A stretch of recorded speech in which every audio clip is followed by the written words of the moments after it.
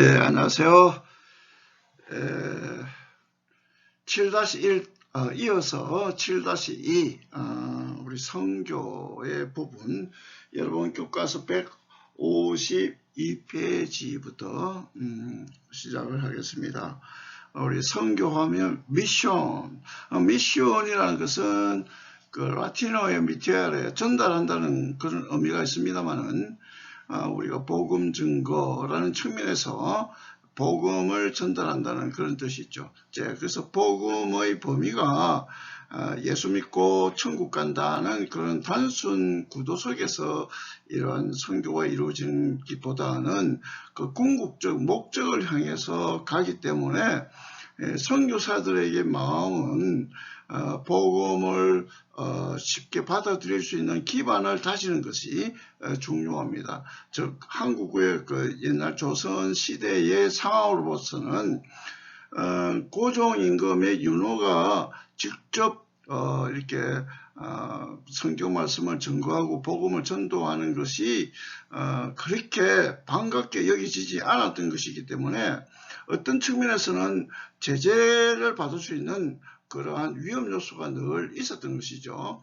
즉 그러한 가운데에 이제 교회는 설립이 되고 하지만은 본격적인 어떠한 선교 사역을 위해서 조심스럽게 접근하는 그런 부분이 이제 시행이 되어집니다.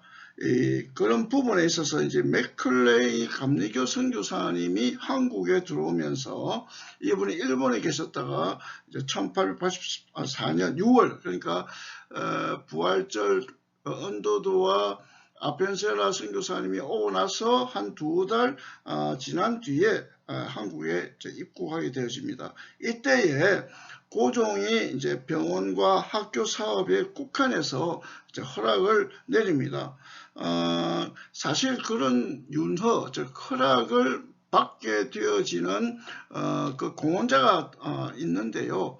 그게 이제 김옥균이라고 하는 분입니다. 이 김옥균은 여러분 이제 사진에서 보다시피 고종에게 맥클레이를 소개하는 그런 중간 역할을 합니다. 그래서 알선을 이제 하게 되어지고 기독교를 직접적으로 전파하는 일에 대해 정부의 공식적인 입장은 불가였기 때문에 선교사들은 선교사 신분이 아닌 교육과 의료 사업의 종사자로서 내한하고 그 다음에 조정과의 갈등을 우려해서 신중하게 학교와 의료 사업을 통해 우회적으로 선교의 기반을 닦게 된 것입니다.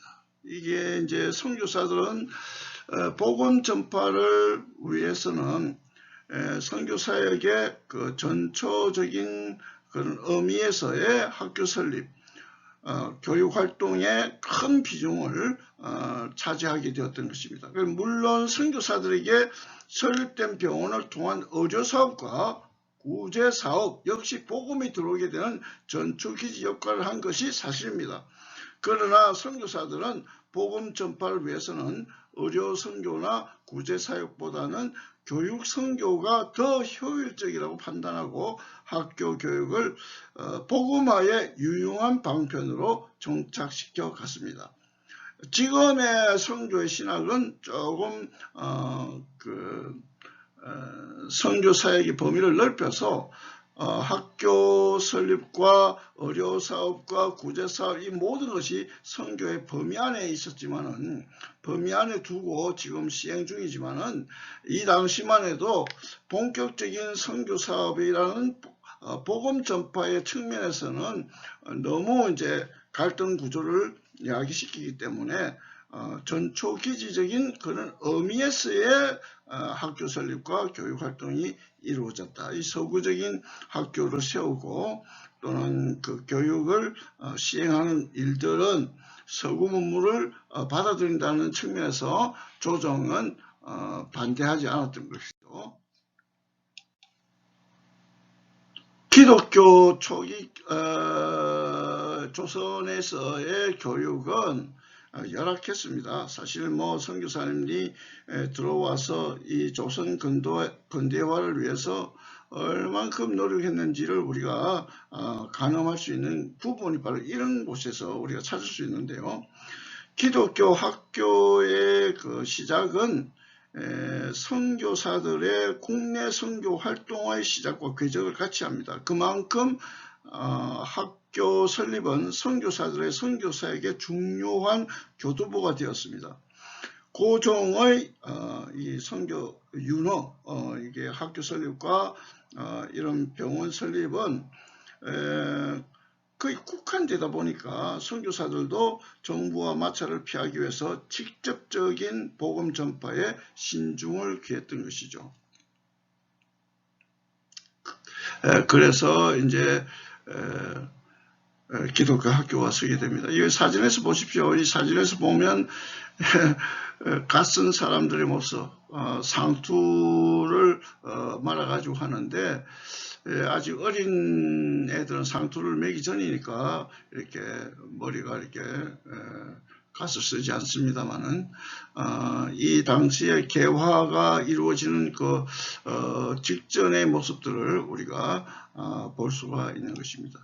그러면 기독교 학교가 이제 세워집니다. 이제 1885년 8월이 되면 아펜젤러가 이제 세운 학교가 이제 배제학당입니다. 배제학당은 최초의 근대식 사립학교였습니다. 배제학당이라는 이름 그 자체가 87년 6월 8일이 돼 고종 임금이 친히 이제 내린 학교명입니다. 아직은 국내 정황이 종교의 자유를 허용한 입장이 아니었기 때문에 배제학당과 같은 교육기관을 통해 간접적인 방법으로 교육을 통해 복음을 전할 수밖에 없었습니다. 아펜젤러가 설립하여 운영하던 배제학당은 정부의 간섭을 피할 수 있었을 뿐만 아니라 오히려 고종의 호의적인 관심을 받았던 기관이었기 때문에 복음 전파의 중요한 산실이 될 수 있었습니다.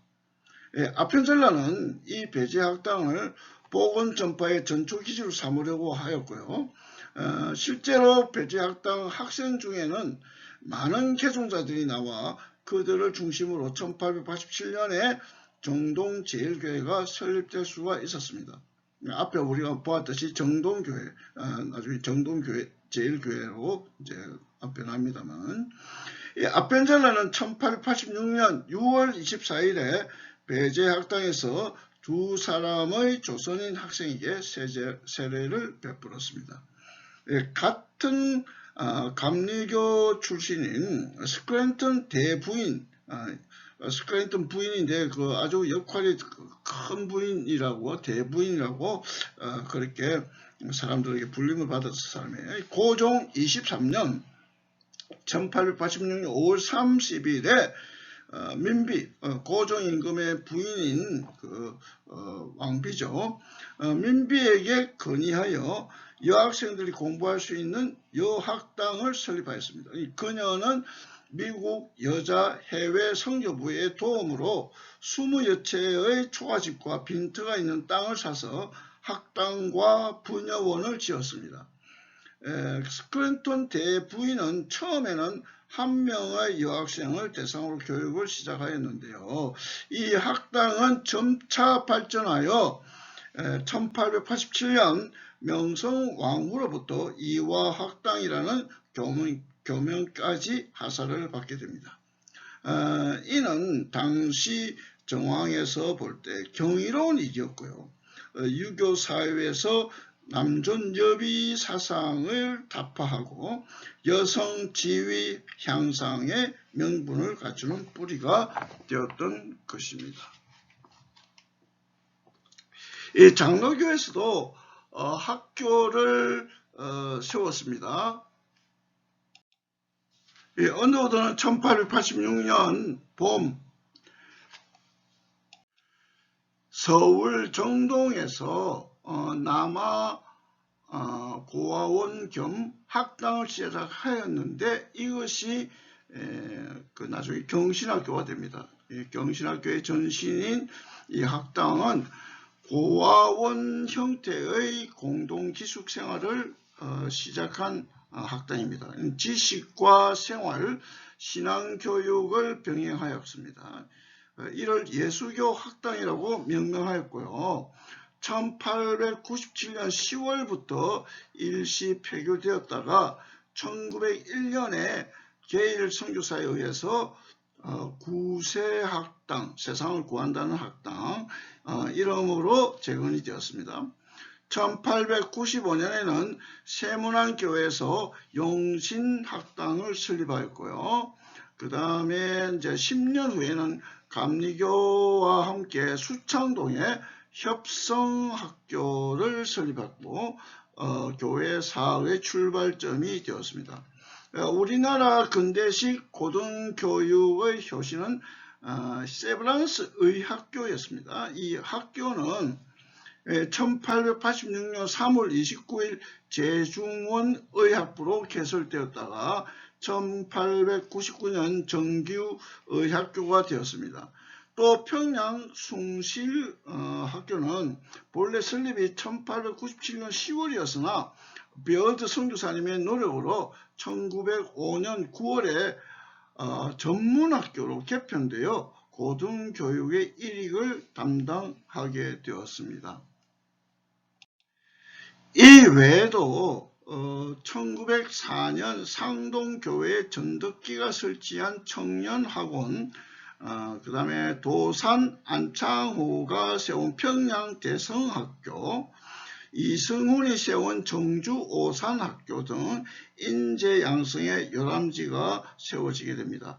이 학교들은 새로운 지식을 전달하는 교육의 장이었을 뿐만 아니라 민족정신을 깨우치는 민족운동의 근거지가 되었습니다. 1909년까지 설립된 기독교계 학교의 교파별 통계는 장로교는 605개교, 학생수가 14,708명, 감리교는 200개교, 학생수 6,423명이었습니다.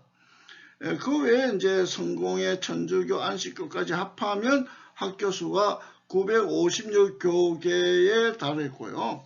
1910년 경설국지가 단행되기 전까지는 불과 몇 해 사이에 전국에는 기독교 학교를 포함하여 무려 3,000개에 달하는 사립학교가 세워졌는데 주로 북쪽 지방에 편중되어 있습니다.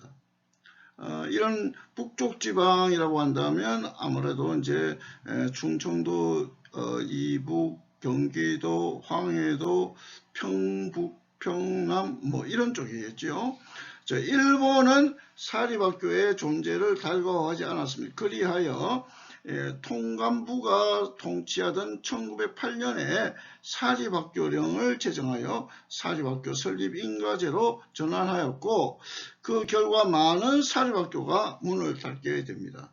그러나 이러한 탄압을 받으면서도 존속한 사립학교들은 여전히 민족교육의 중심지로서 민족운동의 요람이 되었던 것입니다. 그 다음에 우리가 볼 것은요, 두 번째 기독교 학교의 교육 정신과 교과 내용입니다. 초기 기독교 학교는 그 기본적인 목표와 내면적 정신교육을 다소 달리하는 면모를 보여주었습니다. 왜냐하면 조정에서 기독교 전파를 금지하는 데다가 일반 민중의 기독교에 대한 거부감과 오해가 상존했기 때문입니다. 그래서 일단 서구 문물을 도입하고 개화를 열망하는 사회의 요구에 부응한다는 명분으로 학교를 설립하였고요. 교육 내용은 서구 학문의 기초과정이 주류였습니다. 그러나 설립자인 선교사들의 궁극적 목표는 어디까지나 복음 전파에 있었기 때문에 성경 교육은 물론 전반적인 신앙 훈련이 은연중에 진행되었습니다.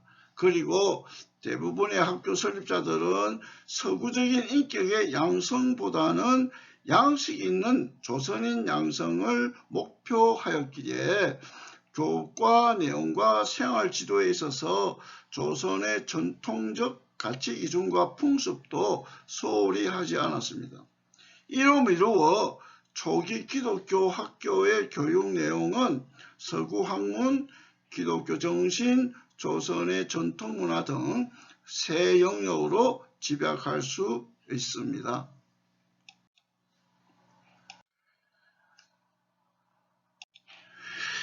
여러분 교과서의 이제 156페이지를 보시면 그 신학교 설립 이전의 신학교육이 나옵니다. 자, 이 초기 조선 교회의 가장 큰 특색은 교육자 없이 교회가 운영되었었다는 점입니다. 여기서 이제 말하는 교육자라는 정식으로 교육자로서 교육과 훈련을 받은 성직자를 의미하는데요. 아직 신학교도 성경학교도 없던 시기에 조선의 교육자가 이슬리만무했던 것이죠. 그러나 조선의 초기 교회는 교육자 없이도 잘 운영되었고요. 은혜롭게 성장하여 교인 수도 점차 늘어났습니다. 이는 초기 선교사들이 선교 정책과 교회 운영 방침을 적절히 수립하여 조선 신자들을 지도하였기 때문이라고 볼 수 있습니다.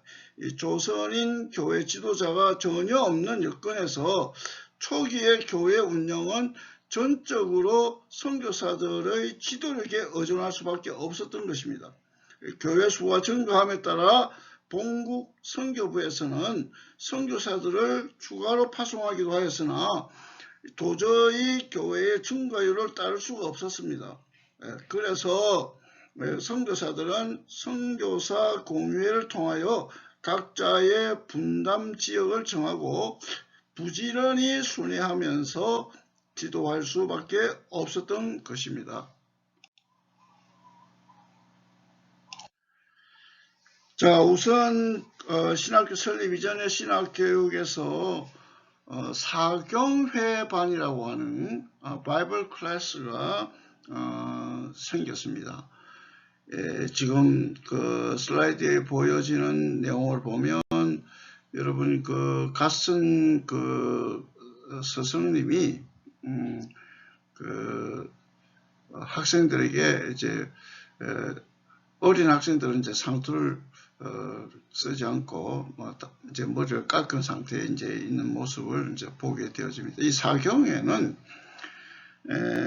그 보다 광범위한 지도자 양성을 위해서 했던 것입니다. 이 사경의 목적은 지도자 양성뿐만 아니고 초기 교회 신자들 모두에게 성경을 배우고 기독교의 진리를 깨달으며 함께 기도하고 친교할 수 있는 방편이 되게 된 것이죠. 이 과정에서 믿음이 성장하고 은혜를 체험하게 되었고요. 초기 교회를 운영하는 리더십의 교육을 받았다고 볼 수 있습니다. 이 사경에는 8.15 해방 전까지 교회를 부흥시키고 성장하게 하는 원동력이 되었습니다. 그리고 경영 방법도 아주 다양했던 것입니다.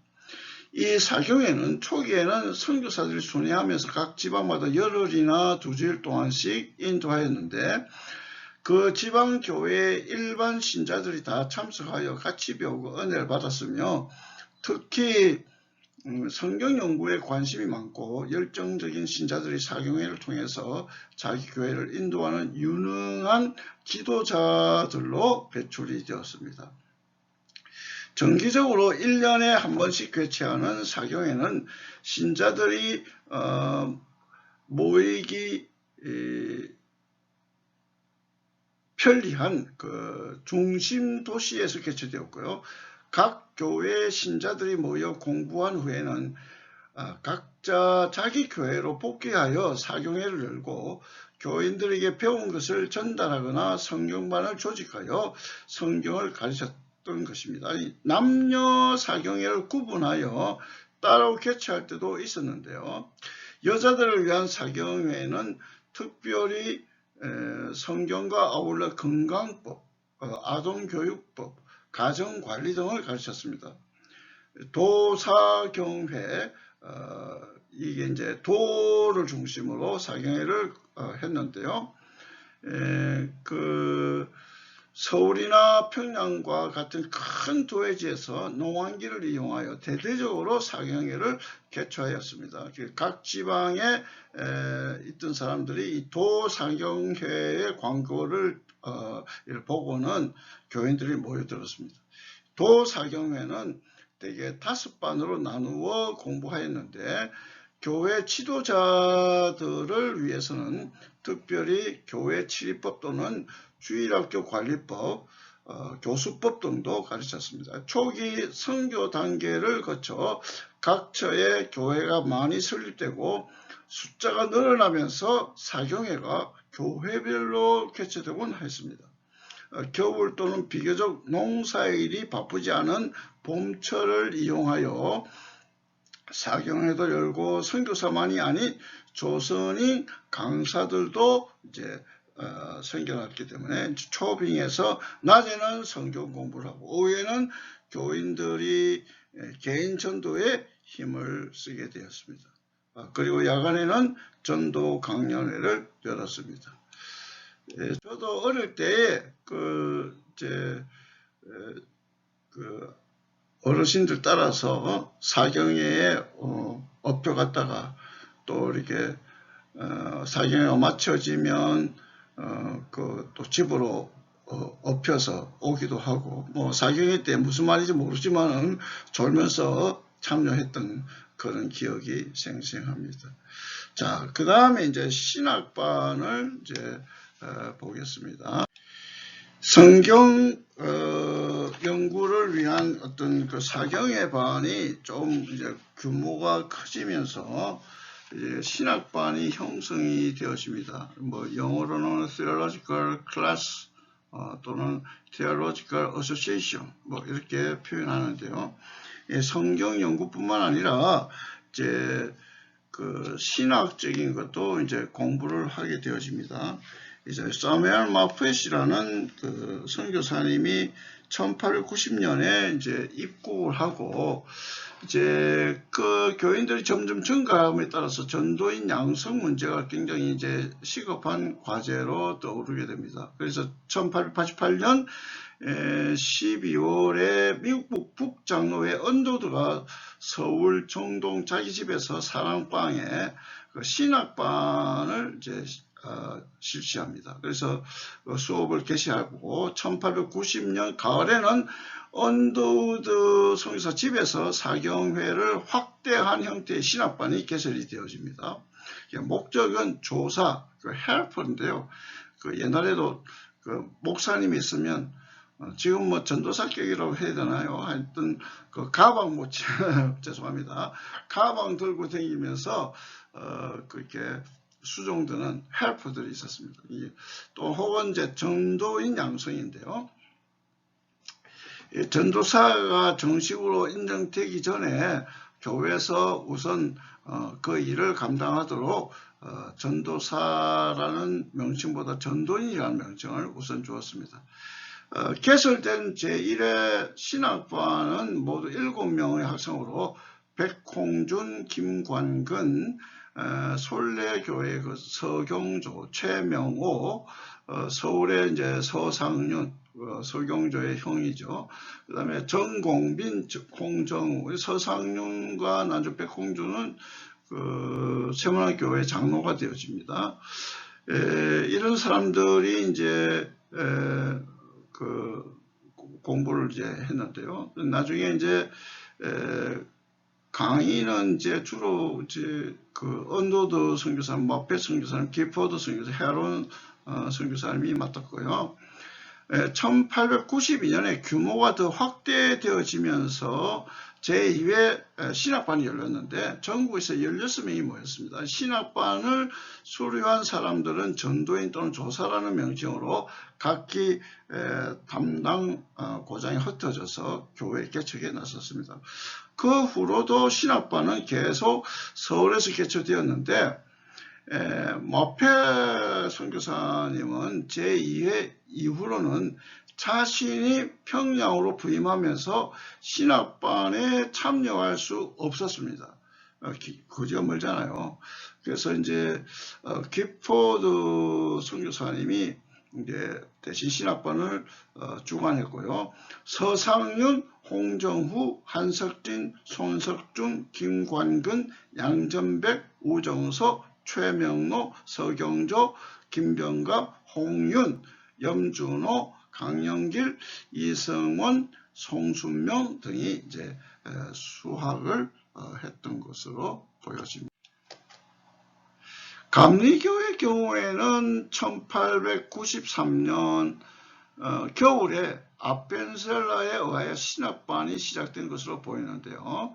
신학반은 1894년과 1895년에 지속적으로 운영이 되었고, 아펜셀러는 배제학당 교장 겸 그 신학부장으로 임명을 받아 활동을 했습니다. 교수진은 신학부장으로서 이제 아펜셀러 외에도 스크랜턴 대부인 존 존스 그 다음에 이렇게 구성이 되었고, 학생은 서울 출신들이 대부분이 차지했고요. 1896년부터는 다른 지방 출신들도 합류하게 되었습니다. 1899년 서울에서 신학회라는 이름으로 과정 명칭이 확정된 후 서울 외의 지방에서도 신학회가 개최가 되었습니다. 신학반 혹은 신학회로 표현되는 초기 신학과정은 본토 전도인 양성을 목적으로 한 것이었습니다. 따라서 수준이 높은 학문적 분위기는 아니었지만은 교육을 통한 전도인 양성이 주 목적이었기 때문에 기본적이고 실질적인 교육으로 편성이 되었습니다. 특징으로 이제 몇 가지를 보면, 첫째는 조선인의 그 신학교육 요청에 의해서 시작되었다는 점이고요. 둘째로는 기독교 신앙 및 신학을 조선의 상황에서 해석하여 수용하는 통로가 되었다는 점이고요.